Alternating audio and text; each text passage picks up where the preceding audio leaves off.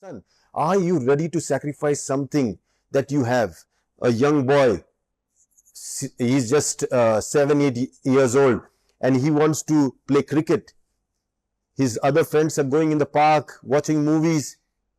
Is he going to sacrifice watching movie, playing in the park to play the cricket game? Yeah, he will do that. That's how great players like Sachin Tendulkar come. They sacrifice. While others are enjoying, he is investing in himself, conditioning himself. By the age of, say, 8, 9, 10, you already see a spark of a genius that is being born. You can see because they have sacrificed. How much are you ready to sacrifice is going to decide. And here, Krishna is asking Arjuna the same thing, but he's explaining it. You understand? Explanation will help you realize. Many a times in our life, we cannot take decisions because we have nobody to explain. That's where you have to seek guidance. And the guidance from our great sutras or scriptures, they are the best guide. So get back to the roots, study the scriptures and apply them in your life.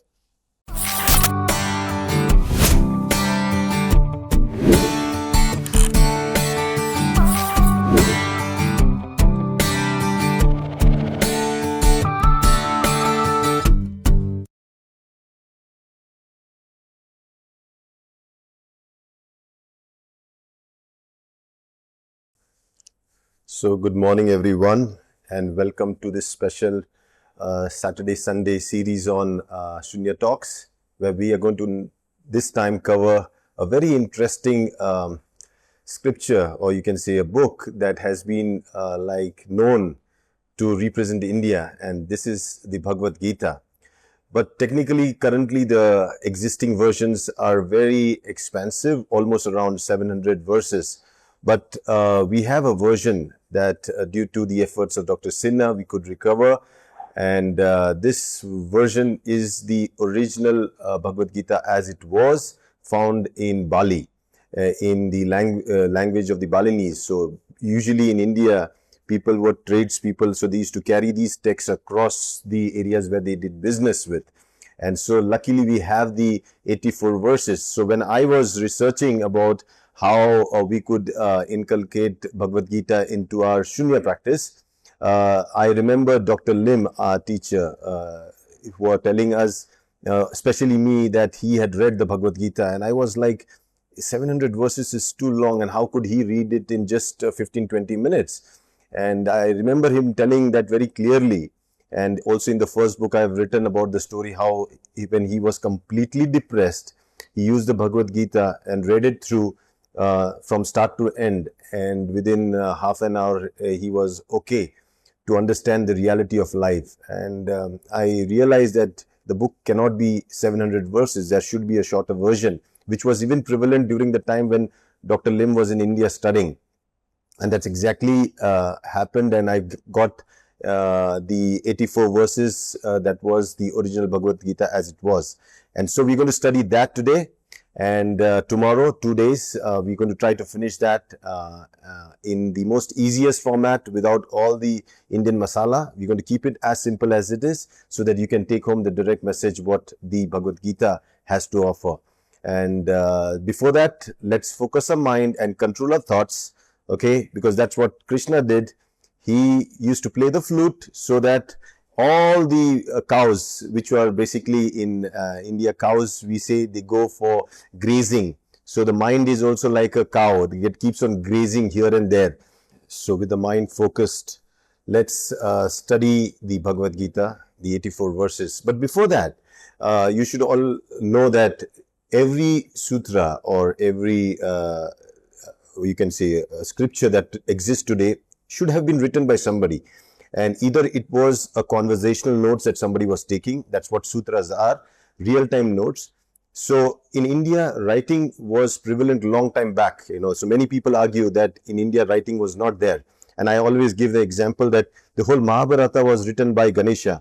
So you cannot say that Ganesha he came recently. He was a character that was long time back. And even when you talk about the epic of Ramayana, the stones that helped Rama's army to cross to Lanka was because the stones were written with the word Rama. If the monkeys in India could write, I think everybody could write at that time. So India was a very highly literate nation a nation where education was primarily the soul of our existence, and hence even today we need to revive that culture back of education. Teaching should be the source through which we can upgrade our next generation.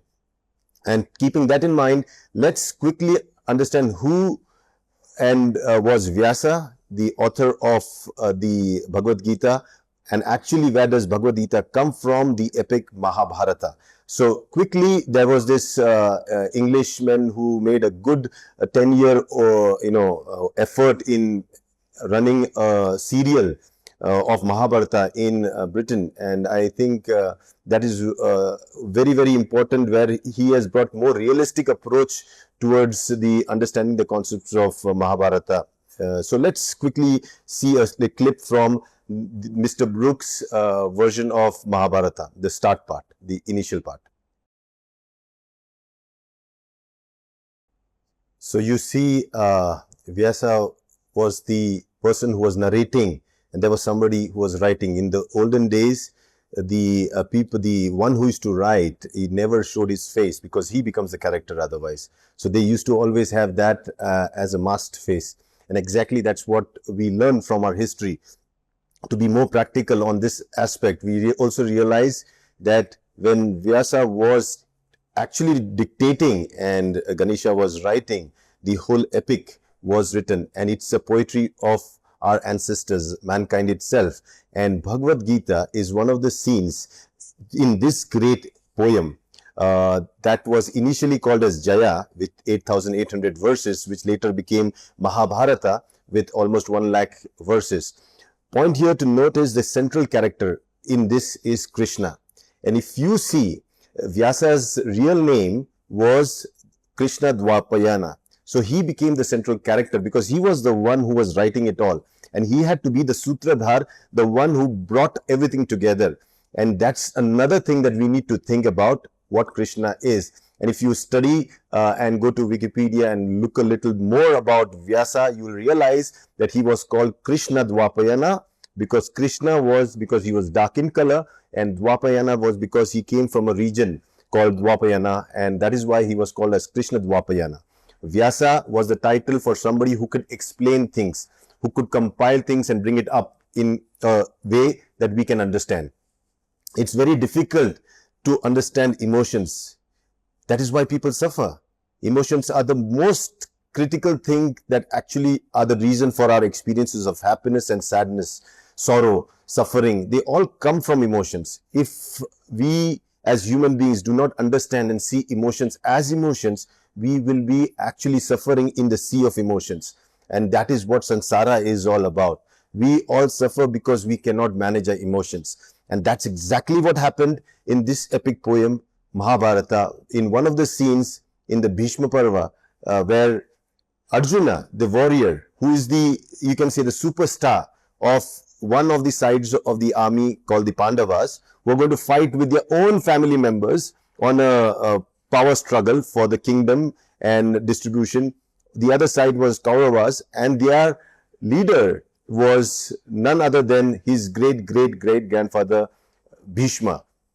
So now the scene here is, to cut things short, you see here that Arjuna and Krishna are in the center of a battlefield where Arjuna suddenly gets emotional and he sees the army in front, but he sees in the army his own people. He sees his great-grandfather Bhishma, his teacher Dronacharya, he sees his brothers Duryodhana, he sees everybody that are related to him, and he has to fight a war with him. And that's where the whole conversation begins.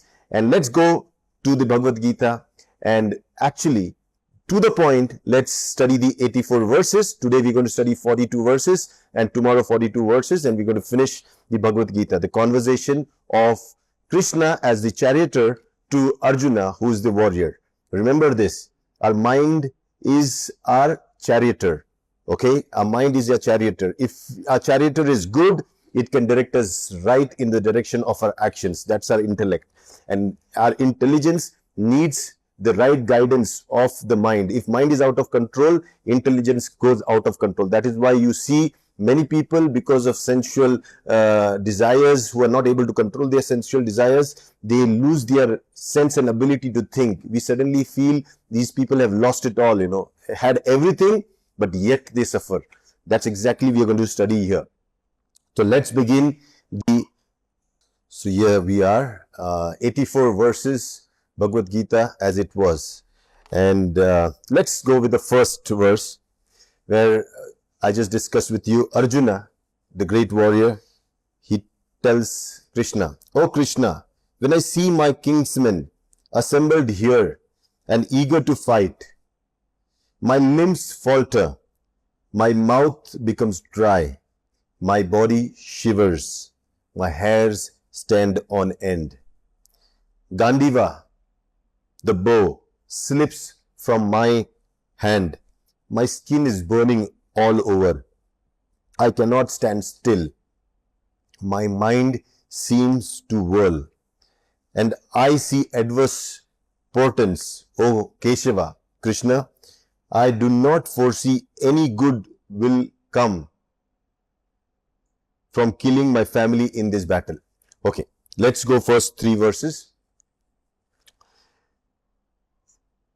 Now, Arjuna is actually perplexed. He's going through the same situation. Suppose we tell you to do something that you have never done before, like speaking in front of a crowd or taking a risk to do something. You are going to have the same symptoms of anxiety, nervousness that Arjuna is having, because it's not because he cannot do it. It's because the mind is now actually shaken up and mind is whirling him. So that is why you see the signs of the mind in confusion is exactly like this, where Krishna is being told by Arjuna that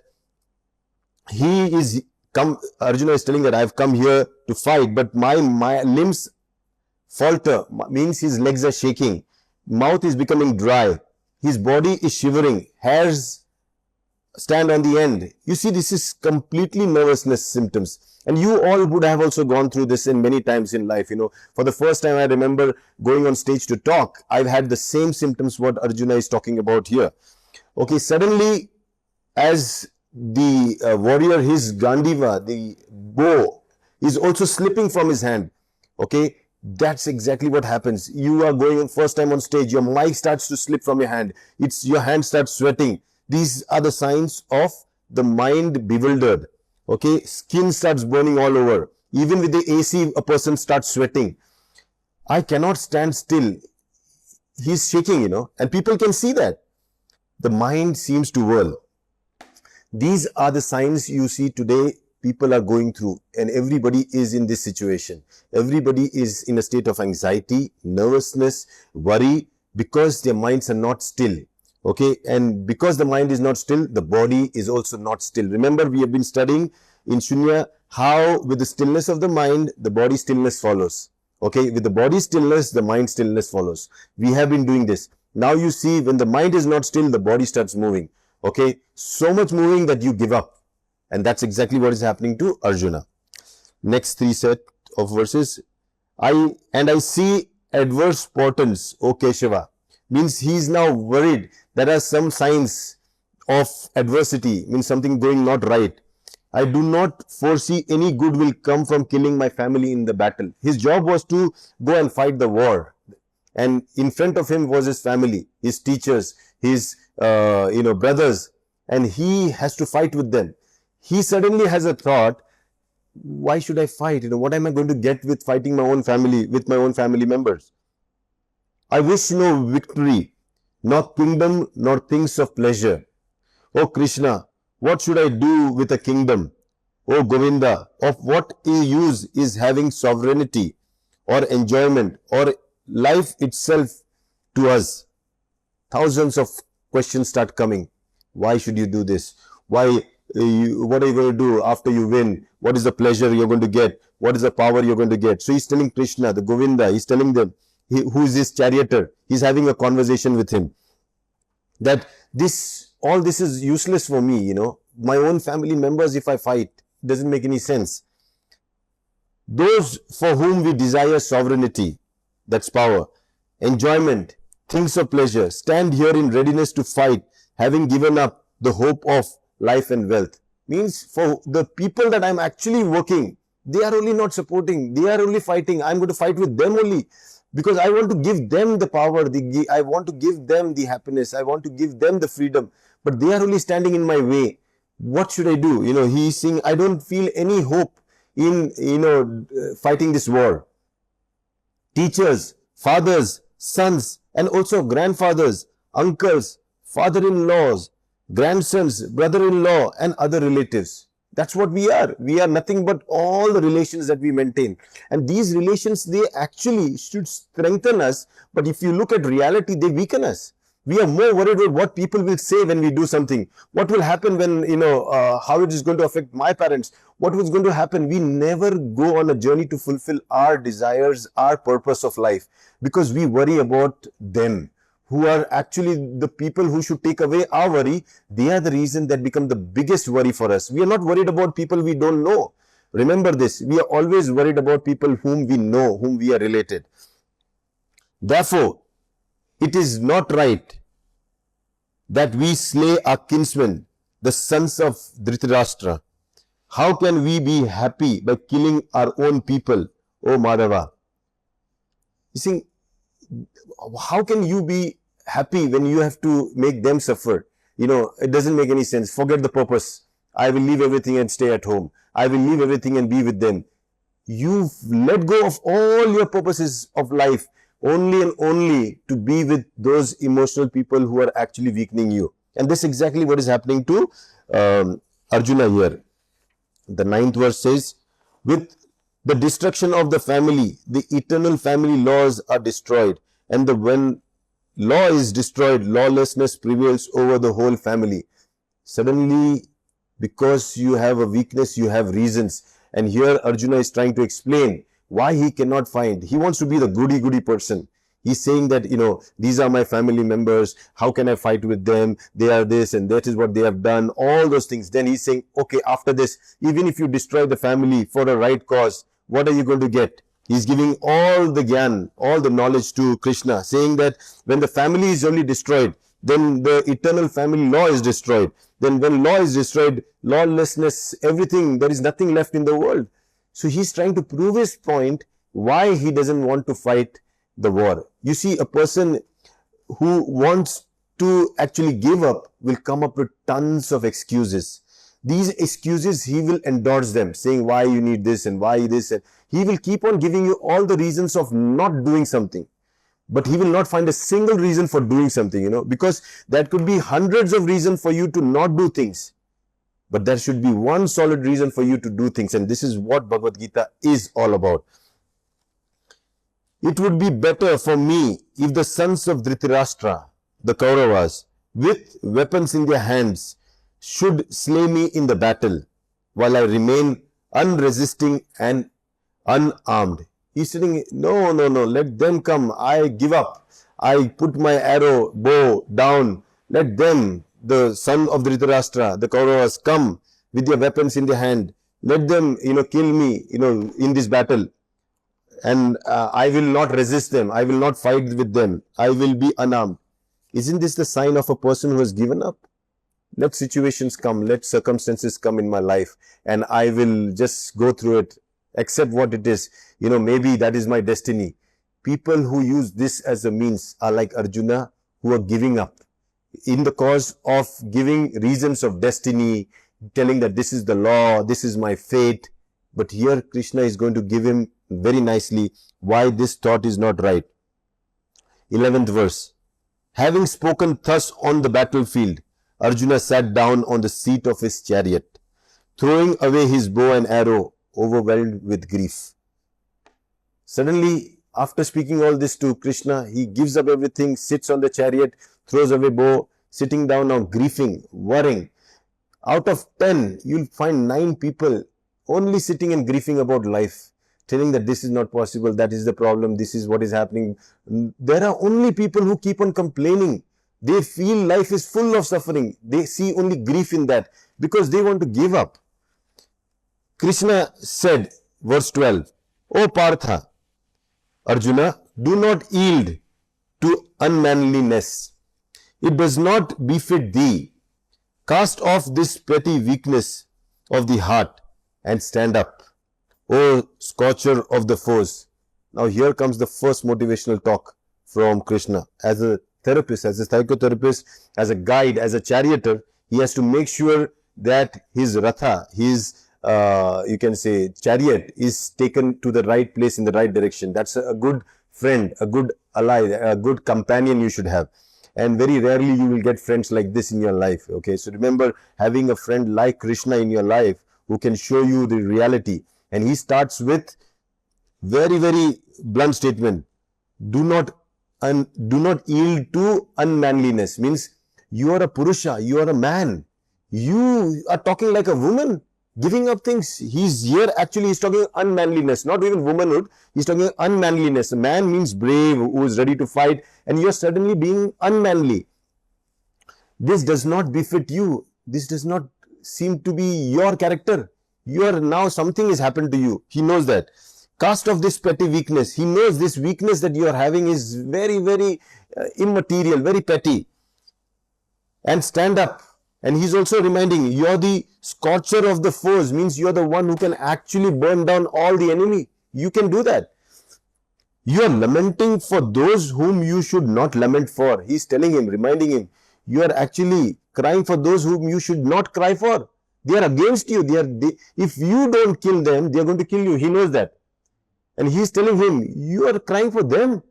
Many a times in our life, when we are trying to do something, even within a family, we want to take a step further for the family. It's always the emotion of the family that pulls us down. Then we go into the same situation that Arjuna is going through. Okay, then we want to fight with them, but sometimes we give up, we don't want to. But we don't realize, rather than uplifting them, we are being pulled down because of them.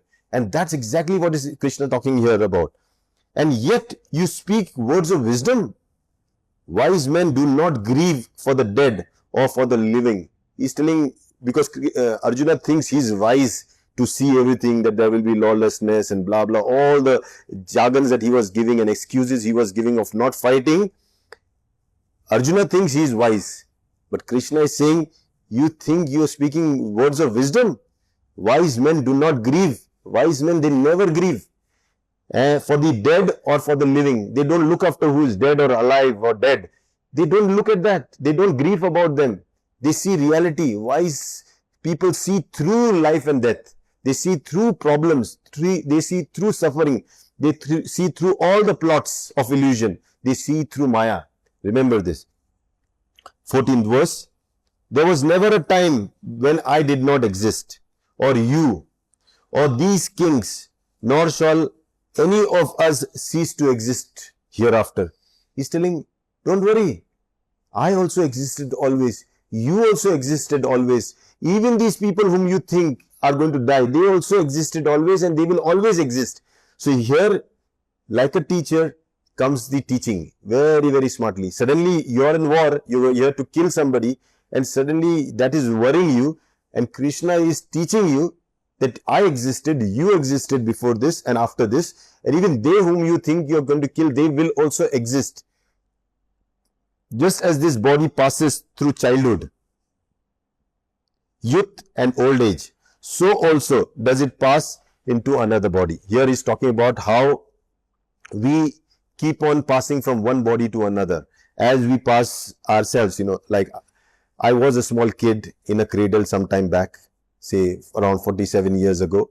Then I became a little boy. I walked on my 2 feet, playing around here and there. Then I became a young man. Then I'm going to get old. So I am changing. In this body is changing, but me there inside is constant.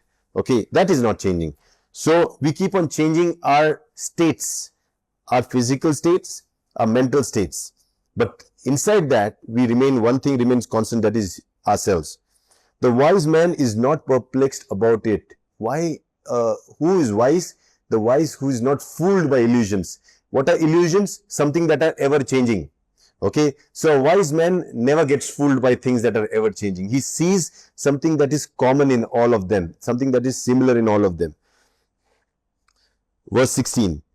The context of the senses with the objects.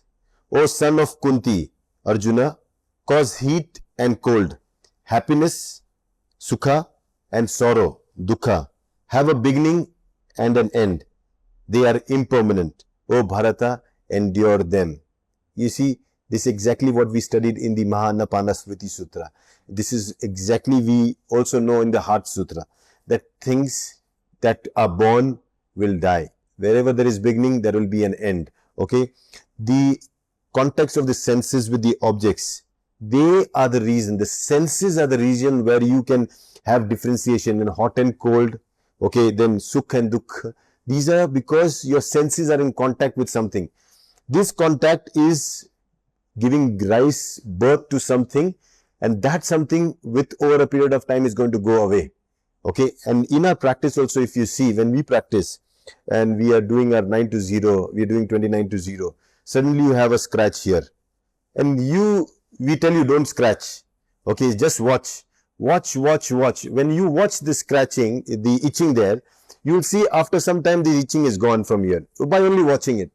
It came, it's remained there for some time, trying to provoke you. You did not react, it went away. Then it will come here.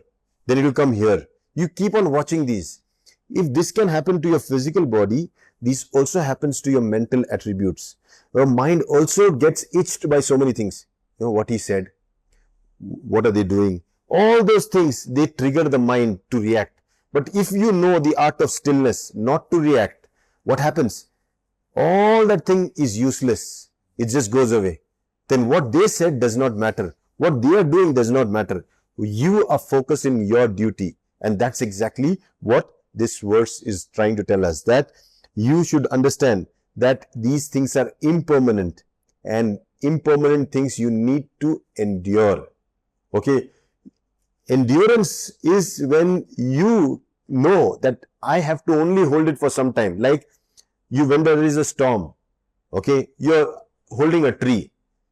You know, you hold the tree. Don't think that storm is permanent. You know the storm is coming and it will go. If you think that storm is permanent, then you will not hold on to anything. But we know for sure that this storm is not permanent. I need to hold the tree. Similarly, for everything that is impermanent, the only way to manage that impermanence is endurance. And that's exactly what people don't want to do. They don't want to endure anything. They want everything to be without any problems, no endurance at all. And that's where the suffering begins. So endurance, maybe you are going through tough times in life. Maybe you have gone through a relationship break-off. Maybe you have gone through a financial breakdown. Maybe you have gone through a greater loss in your family. Whatever it is, the reality of life is everything that came will go. And if I see that as it is, and I know as a wise man that I don't need to get swayed away with that impermanence, but stay still, because this will also pass away. And that is the key. Verse 17, O Prince of men, the wise man who is not disturbed by these, and to whom happiness and sorrow are alike, is fit for immortality. Now, who's fit for immortality? The one who does not see the difference between happiness and sorrow. He sees them both as alike. Today I have, tomorrow I might not. Today I don't have, tomorrow I might have.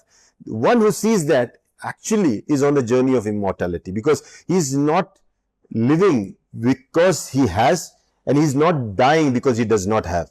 He actually lives when he has or he does not have. And he lives through and through all situations. If you see this, life is full of situations that are happening. Sometimes good, sometimes bad. If you only live in the good times and die in the bad times, you are still mortal. But if you can live in the good times and live in the bad times, then you are immortal. And remember this, that is possible. In the bad times, when the times are not good, endure it. Okay, in the good times, make the best out of it. That's why we say, when the sun shines, make hay. Okay, when it rains, stay inside, use that hay and give you warmth. So all is conditional. Remember this, cause and effect. But the effect is a result of the conditions that you support your cause with. And hence, you have an option to change your life when you can change your conditions. Cause is past, condition is present. and your effect is future. So if you want to change your future, make sure you work in the present. Present is the only time you can work. Past is gone, future is not yet come. But what you have right now is the present, and hence work in the present so that you can transform your future. Verse number 18. There is no coming into being of what is not existent, nor does the existent cease to be. The truth about these two has been perceived by the knowers of the tattvas. Now, tattvas are the elements that create existence. So we call them the Pancha Mahabhutas, or they are also, then we have the Mahabhutas broken down into many more tattvas, elements. These elements are like the pixels on the screen. They make the screen. Similarly, these atoms, or you can say the Parmanus that make the whole existence, okay, we should know that there is no coming into being, okay, or what is not existent. Something that does not exist will never come into being, okay, and nor does the existence cease to be. Even there is no nihilistic idea that there is nothing out there. So everything, remember, is in a flux. We have been learning this for long now in Shunya, that everything depends on conditions.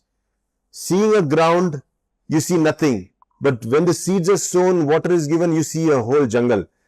Whatever happens is based on conditions. Creation is conditional. Conditions keep on changing, and hence creation keeps on changing.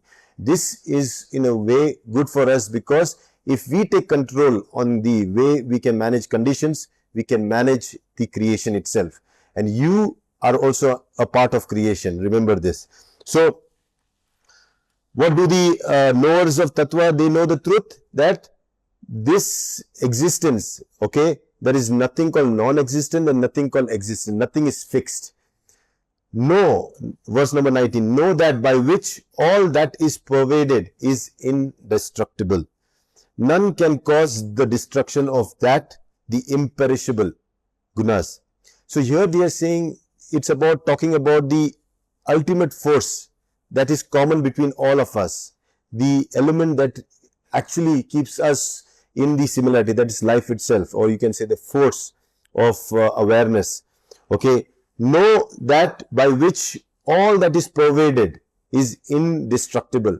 Something that is common in all of us is indestructible. You cannot destroy. The plants have it, the animals have it, I have it, and that is life itself. That you cannot destroy. Nobody can destroy that. It's indestructible. None can cause the destruction of that imperishable. Nobody can destroy that.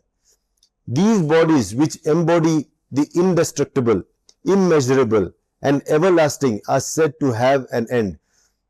But the body which actually allows the pervading of this indestructible, immeasurable, everlasting force within us, this body can have an end, because it is born. It will have an end. So all the illusions will one day fade away, because they are a part through which the existence pervades itself. Okay. Therefore, fight, O Bharata. So here, because you see, Arjuna is saying that I don't want to fight them, because he is having a dualistic thinking. He is thinking them as separate. He is not seeing that if I slay them who have gone wrong, I correct the whole good. He is not able to see that. Once if he sees that, he is able to transform many more people's life. Right? So many a times in our life, when we have to take a decision, you have to see for the whole good. Not because my mother says this, I hold on to it and then destroy everything that is around me. No. Because if that mother is making me weak, not letting me do my duty, then I might even cross the boundary to go against her also. Then I don't see. I have to have that clarity. So when you have to look at the bigger goal, there is only one way you can really do something great, and that is through sacrifices. And sacrifices are always something to do with you, what you have. Okay, Moses was asked to sacrifice. If you want to experience God, sacrifice your most beloved things. Beloved thing was who? His own son. He was ready to sacrifice his own son. Are you ready to sacrifice something that you have? A young boy he's just 7-8 years old and he wants to play cricket. His other friends are going in the park, watching movies. Is he going to sacrifice watching movie, playing in the park to play the cricket game? Yeah, he will do that. That's how great players like Sachin Tendulkar come. They sacrifice. While others are enjoying, he is investing in himself, conditioning himself. By the age of, say, 8, 9, 10, you already see a spark of a genius that is being born. You can see because they have sacrificed. How much are you ready to sacrifice is going to decide. And here, Krishna is asking Arjuna the same thing, but he's explaining it. You understand? Explanation will help you realize. Many a times in our life, we cannot take decisions because we have nobody to explain. That's where you have to seek guidance. And the guidance from our great, sutras or scriptures, they are the best guide. So get back to the roots, study the scriptures and apply them in your life. So going to verse number 21. He who thinks that this being a slayer, and he who thinks that that it is slain, means there is a slayer who is going to kill and there is somebody who is going to be killed. Both of them do not possess true knowledge. If you think like this, let's say a company like DXN, when we have, I am the distributor, okay, and I am going to help somebody. If I think that I am separate and the one who I am helping is separate, as soon as you think that, finish. You are already having a double thought. Both of them do not possess the knowledge. Even that person who thinks that he is helping me and the person who is thinking that he is being helped, both are wrong. Because both do not possess knowledge. You both are related, interconnected. You are one. Remember this. He neither slays nor is he slain. Nobody is helped or is seeking help. It is a mutual relationship. A mother and child is a mutual relationship. A husband-wife is a mutual relationship. A friendship is a mutual relationship. A business is a mutual relationship. Even war is a mutual relationship. You choose to lift the gun and point it to me. I will also do the same. Okay, so that you will get what you are actually sowing. Okay, you should know this. And as a warrior clan, Arjuna was supposed to fight. And that's what he's reminding him. Your job is to fight. Don't think. Thinking is the problem. And here, Arjuna has thought so much that he's become so weak. And Krishna's job is to remind him to do his duty. Verse 22. It is not born, nor does it ever die. After having been, it again ceases not to be. It is unborn, everlasting, permanent, primeval. It is not killed when the body is slain. See how beautifully they have put the word it. They're using the word it. In many a times we use words like soul, we say, the consciousness. But here they've used it as it because you cannot define it. It's something that cannot be explained. So you have to call it as it. And that's exactly what it is doing. So this it is basically what we say supreme consciousness. There is a all-pervading consciousness which is common between all of us. If it was not common, we would not be interconnected. We would not be in relationship with each other. Like the electricity that runs through all our network of the city, that illumines every corner of this city, every house of this city. Maybe it also helps in cooking food. Maybe it is also becoming the power that drives your vehicle from one place to another. Maybe this electricity is common among all of them. Yet, okay, you remember this, that this electricity is not born. Okay, it does not ever die. This supreme consciousness that we have common in us is never born. It does not die. Okay, it does not cease not to be. Unborn, everlasting, permanent, primeval, means having no beginning. It is not killed when the body is slain. So don't worry. The person body. So when we, as psychotherapists, when we deal with people, we deal with the people's issues and problems. We don't deal with person as such. There is somebody who is having a problem. So there is an alcoholic. You have a problem, you should fight the problem of his alcoholism, not the person.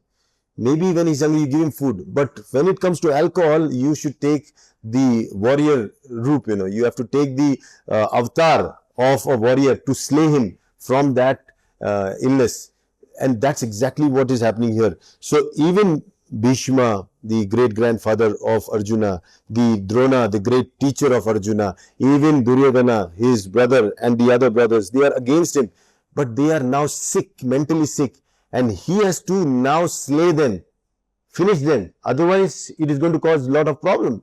And don't worry, Krishna is saying that they also have something common in you which they will never die. This body will go away. This personality, this thinking, that will go away. You kill that. Don't worry about they dying. That fear that you have that they will die, you are killing them, take that out. Verse 23. He who knows that it is indestructible, eternal, unborn, and inexhaustible, how and whom can he cause to be killed? And how and whom can he kill? Same thing. If you know this, that there is nothing that is going to be lost, you will give your maximum effort in business. Okay, everything. See, you don't have anything. You want to try. Try. Why? What stops you? There's nothing to lose. Similarly, when you see, when Krishna is telling Arjuna, kill, don't worry. They're not going to die what you think. This body is not what they are beyond this body. So you just kill them because this part of their body is a corrupted body. Just finish them off. That's exactly what he's saying. And the one who can see that, how is he going to kill? Whom is he going to kill? Because there is nobody to kill and there is no one to kill. This is exactly the teaching, the essential teaching of Bhagavad Gita. But Krishna is reminding that when we do a duty, do not have false ideas about results. They will come automatically. You have no control on that. Your only control is on doing your duty. Do it right, do it perfectly, do it as a responsibility and leave the result. That is not under you. How it is going to be, what is going to, don't think like that. Verse 24. Just as a person casts off worn out garments and puts on different ones that are new, so also the individual casts off a worn out body and joins with the other ones that are new. An example, a simile, that as we change our clothes, this so-called supreme consciousness manifests itself through changing bodies. So don't worry about that. That is common between us. Okay, in Hindi we call Param Atma. That is common among us all. Okay, maybe when we manifest we have Atma, but as a separate existence, but actually the common element of that is the supreme consciousness, Paramatma. Weapons cannot cut it, the subtle body. Fire does not burn it. Water does not make it wet, nor does the wind make it dry. Now they're explaining about that unmanifested thing that is within you. You see, Paramatma, we understand, the supreme consciousness, you cannot cut it because it's something not materialized. Okay, it cannot burn it, you cannot make it wet, because these are all tattvas that manifest. But the atattva, something that is unmanifested, okay, like hope, desire, these things, who can take away your hope? Who can take away your desire? Nobody. Don't have that false idea that somebody is going to take away that hope of yours being super rich. Somebody is going to take away your desire of you having a Ferrari standing in front of your house. Nobody can wet it. Nobody can dry it. Even your simple desires. Forget your own consciousness. Nobody can even affect that. So to make it more realistic, that please do your duty, because your duty is fundamentally risen from a seed that was sown within you with a purpose. And your purpose is what drives you to do your duty. So do not think when you're performing your duty. That's exactly what we call karma yoga.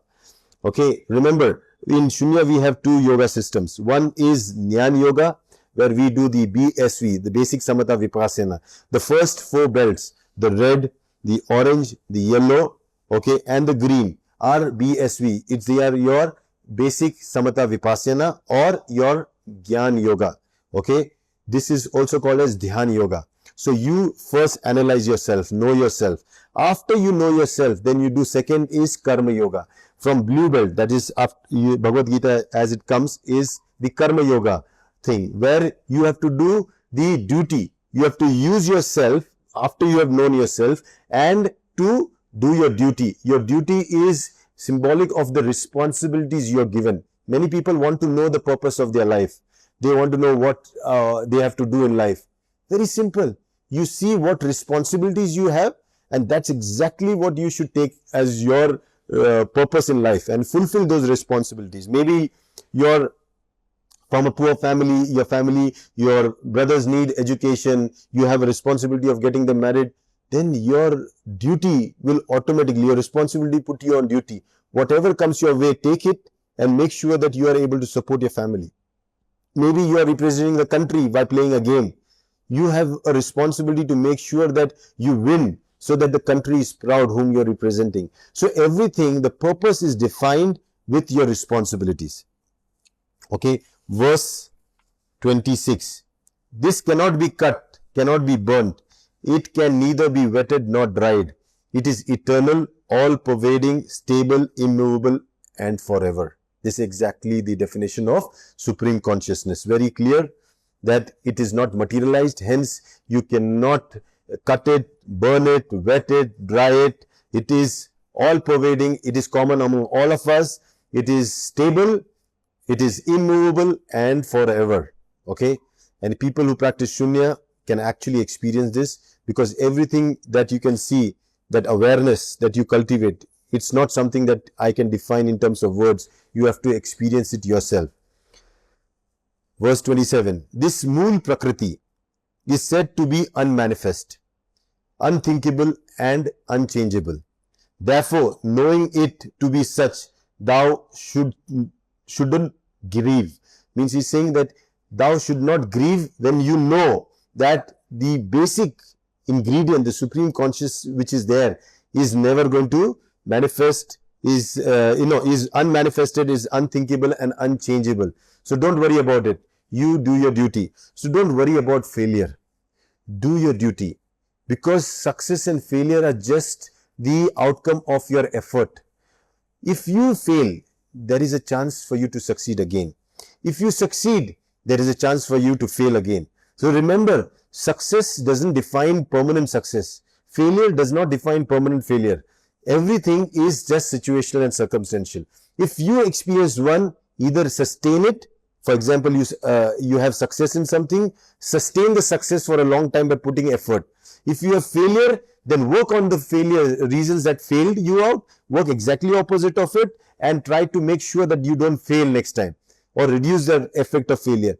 This is how you progress. And you see, mankind has progressed only because they knew to flip-flop between success and failure. Many people give up when failure comes. They leave their dreams, they give up, and they don't want to do anything. They are like Arjuna.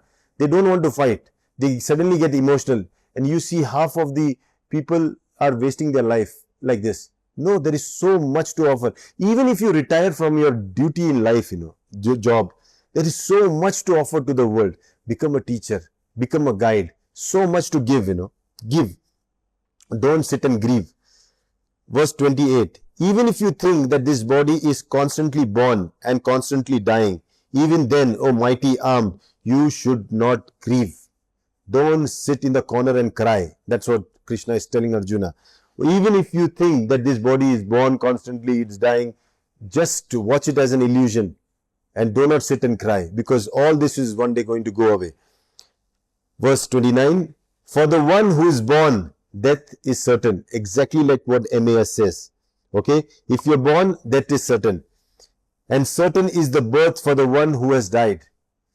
Therefore, you should not grieve over what is inevitable. Apply it to your efforts in life, Once you put in effort, definitely there will be a result. The result would be a failure. Don't worry. This failure will become the seed for the next success. Always remember, success, failure, life, death. They all come again and again and again and again and again. Just make it better. Make it better. That is this way the world works. Okay, we have to just make it better. Then verse 30.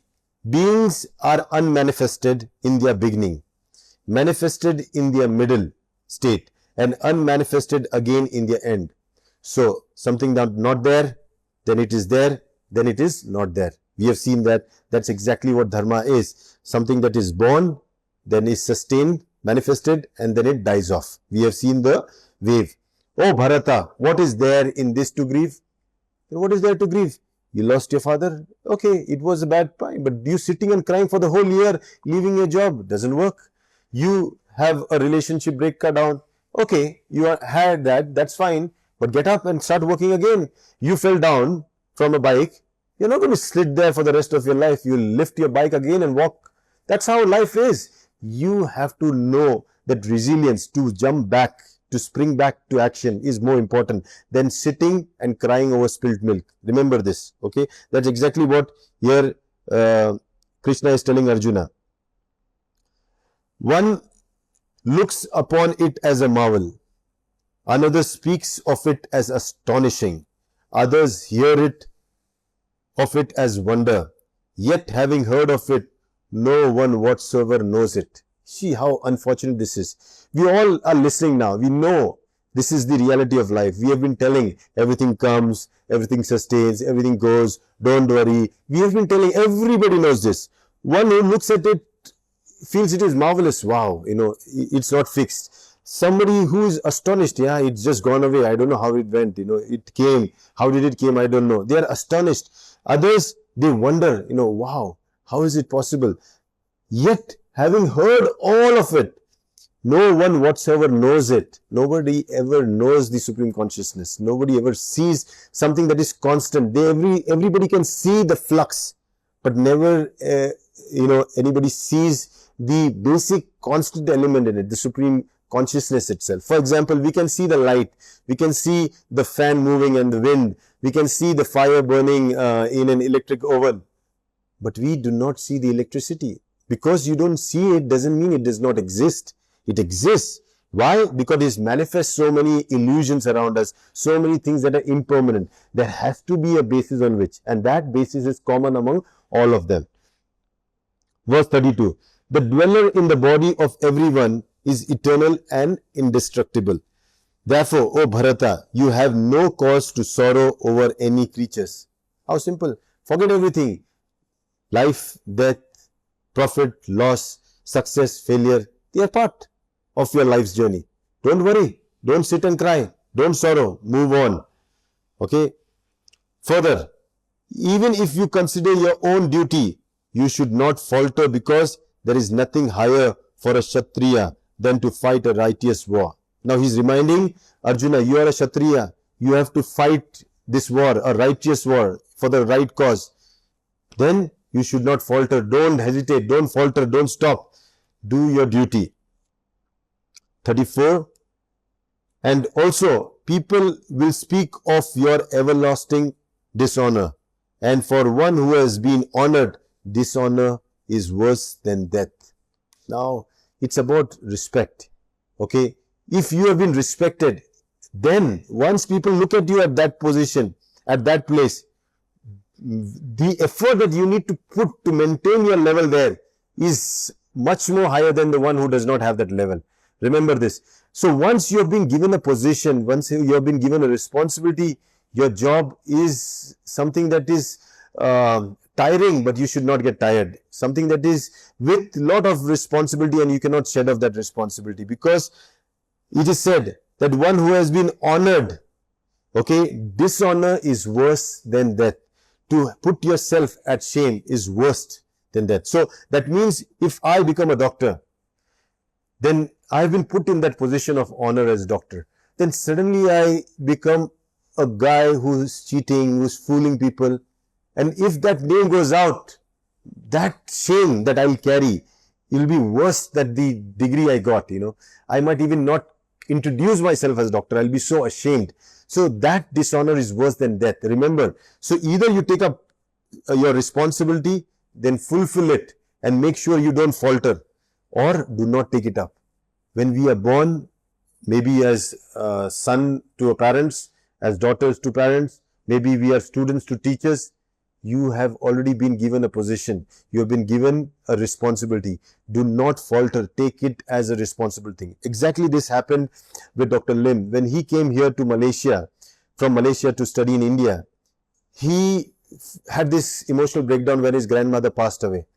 And when his grandmother passed away, he thought that's the end of the world, because he had spent most of his time with his grandmother.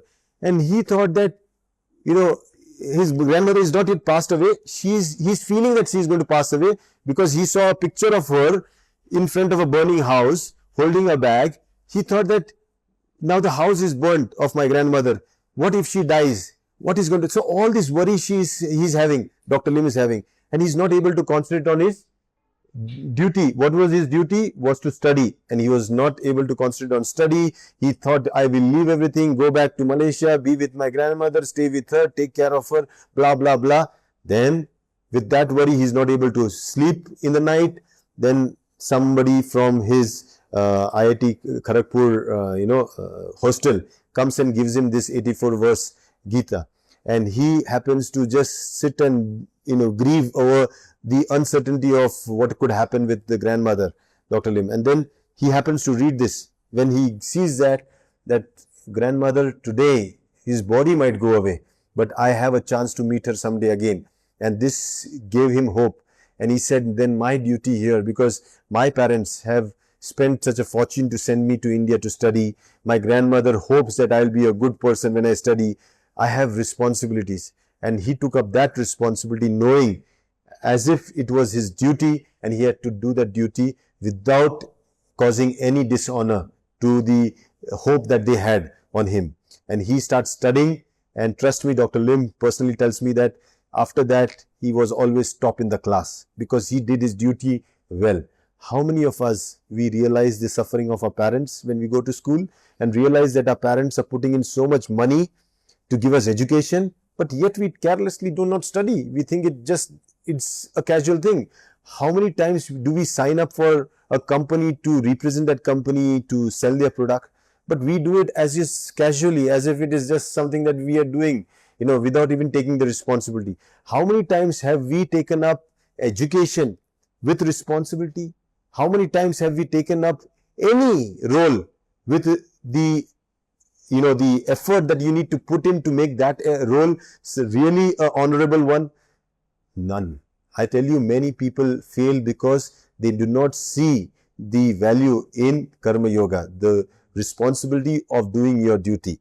Okay, and this is exactly what Krishna is telling Arjuna. You are a Kshatriya. Don't give me excuses about your father, your mother, your brother, your teacher. Just when it is needed, kill them too. Okay, stop giving excuses. One who is working and one who works never gives any type of excuses. Okay, I don't have light in my house, so I cannot study. I don't have this book, that is why I cannot study. Even children give tons of excuses. When you see an excuse coming, you should understand this particular Gita, that failure is about there. Suffering is about to begin. This person is already sowing the seeds of his future suffering. Once a person gets used to giving excuses, he is the person who is emotionally weak, and he's going to suffer for sure. One who does not make sure that whatever it is and however it is, I'm going to make it possible, is the one who's going to be successful in life. Verse 36. Okay. We finished the word 35, no? Oh, 35. The great warriors will think that you withdrew from the battle on account of fear, and you will be held in less esteem by those who hold you high. You fail. Everybody who were with you will leave you. They will put you down. They will laugh at you. They will make mockery of you. Your life will be worse than death. That's exactly what they're saying. First, don't take it up. Then when you have taken up, make sure you fulfill it. Otherwise, the people that look at you will put you down, will make you feel so embarrassed that it is worse than death. Verse 36. Also your enemies will spread many unspeakable tales about you, condemning your skill. What is more painful than that? Oh, people talking ill about us. Nothing worse than that, So better do our duty, get out of this. At least people can see us working. When they see us working, they will know that they cannot talk something bad about us. When you give up, for sure people will talk bad about you. Verse 37. This wisdom explained to you is according to Samkhya. Now listen to the wisdom according to Yoga, knowing which, O Partha, you will get rid of the restraints on action. Now, whatever Krishna was telling, he told him in the basis of the philosophy of Sankhya. Sankhya philosophy talks about there is an, avyakta tattva, that means an unmanifested and a manifested tattva, Purusha and Prakriti coming together to give rise to everything. So that's a different philosophy. So on the basis of a philosophy, he's teaching Arjuna. Okay, because at that time that philosophy was what was prevailing. But now he's moving on. That first comes understanding. This is your responsibility. Then he's telling, now I will teach you the wisdom according to yoga. So that was wisdom according to Sankhya. Now he's giving wisdom according to yoga. Knowing which you will get rid of the restraints of action. Because many a time we understand, but there is still something that stops us from acting out. And that's exactly what Krishna is about to teach Arjuna. Verse 38, herein, that is in this path of yoga, action commenced is not lost. And afterwards, obstacles do not arise. Even a little practice of this discipline, yoga, will protect you from the great fear. Now, very important here. It is saying that action commenced is not lost. Whatever you do is not a waste.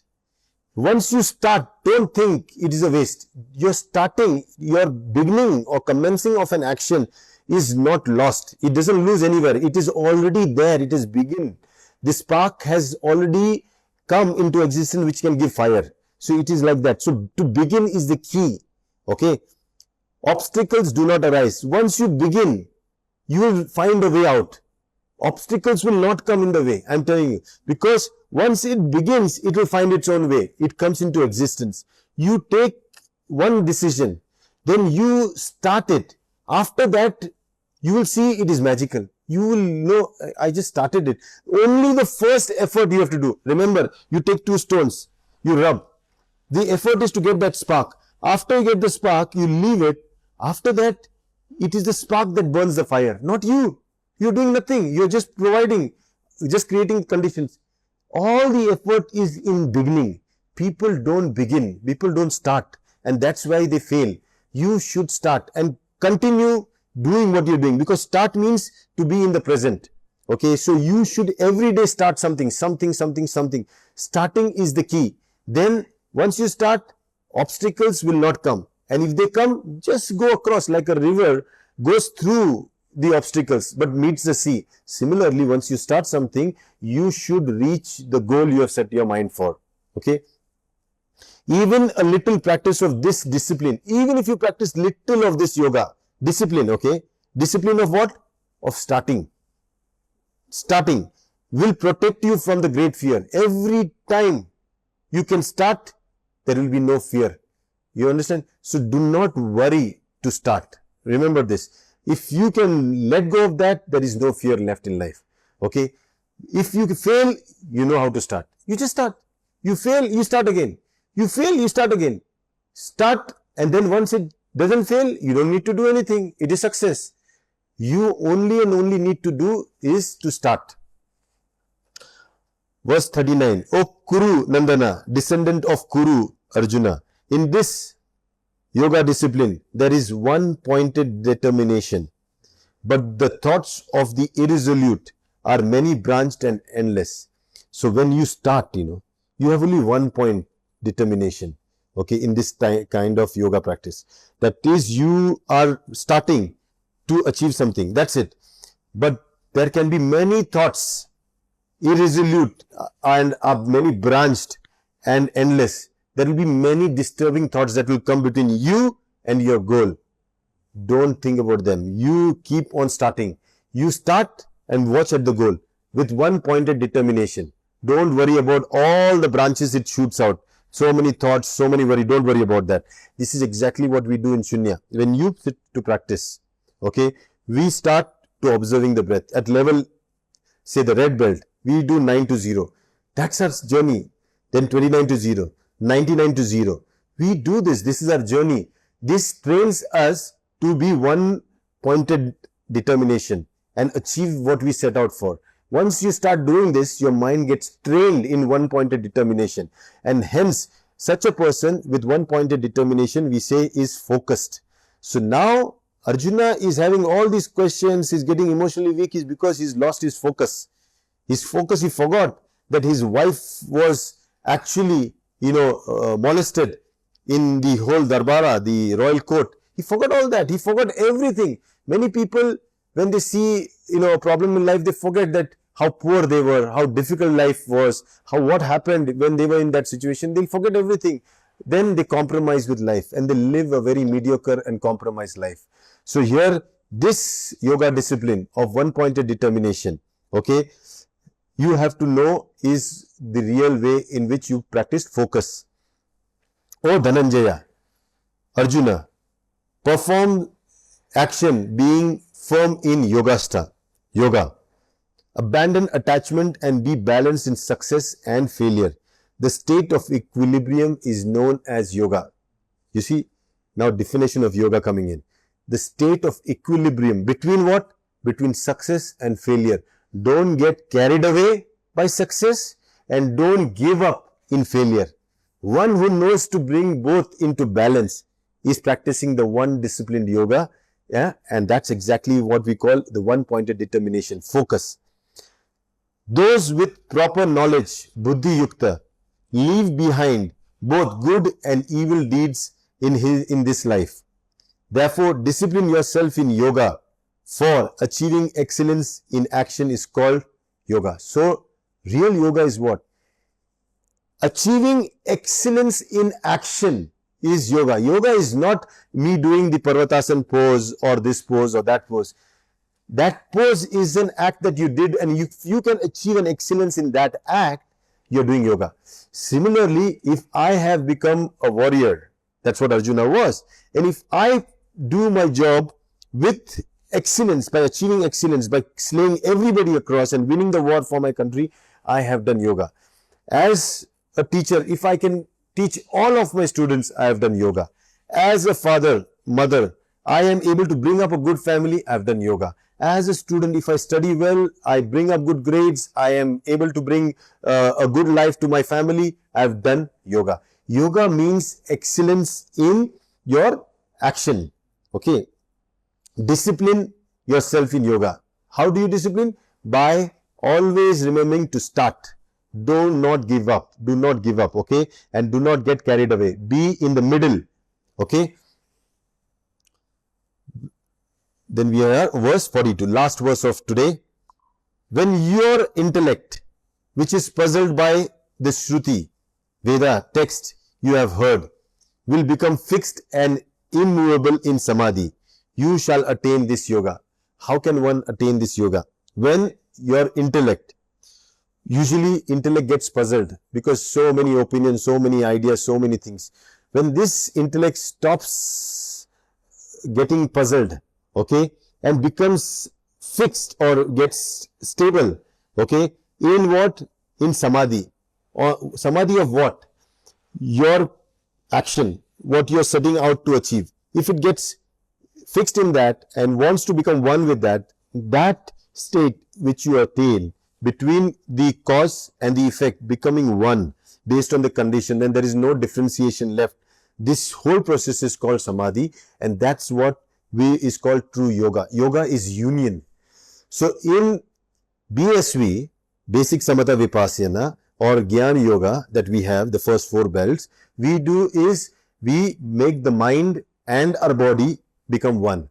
They are right now different. When you practice, they become one and you achieve Samadhi, a state where you are able to sit, where you can see the breath is happening but you're not breathing. You're able to, not have disturbing thoughts because there is no separate thought process happening. The body and the mind have become one. That's the union of the body and the mind. That's the first level union. Okay. Then second is after your 4 belts, you go to the blue belt onwards. That's where your Mahasamatha Vipassana, MSV, begins. That's called the Karma Yoga. You take all that you have become, okay, and now engage with the society and you become one with the society, one with your goals, one with your responsibilities. And then people should identify you with that. Like today we have Mahabharata, we identify the great Vyasa with Mahabharata, because that is his product. They are one. You cannot separate Mahabharata from Vyasa and Vyasa from Mahabharata. They are become one. Same is with a player like Sachin Tendulkar, who you has become cricket and cricket has become Sachin Tendulkar. You cannot separate them out. So you have to understand that when you do MSV, the Karma Yoga, you have to become one, unite with them. That's the yoga of the highest order. And when you are able to do that, then with you, PSV, MSV, you can go to the higher state of Annuttara Samyak Sambodhi, that is to become one with existence itself. Okay, becoming one with Paramatma, becoming one with the Supreme Consciousness. And that differentiation when it is narrowed down, you start experiencing life as it is. There's no past, there's no future left. Everything happens in the moment, in the present. And that's exactly what Krishna is trying to tell Arjuna here. So we'll stop here for today. We have another 42 verses that we'll do tomorrow. But halfway through the Bhagavad Gita, we have understood the situation of Arjuna. We have saw how the charioteer Krishna is actually explaining Sankhya Yoga, the yoga on the basis of which you get the wisdom of what is there in reality, that you should know. So you need to know the material facts of existence. Then when you know that this is never going to perish, you see, when we know that there is never going to be a situation while I will die of hunger, then what is the problem in starting something new, experimenting? People, they are so happy, when they are able to do something. When they have nothing to lose, they achieve more. As soon as they have something, they start losing because they are wanting not to lose something. Remember this thing, that the way you start, you should keep on starting always. That is the second yoga, the Karma Yoga, that Krishna defines to Arjuna. Now, that's exactly for our lives also. In today's life, stop worrying, stop thinking, stop grieving. Okay, don't give up, don't get carried away.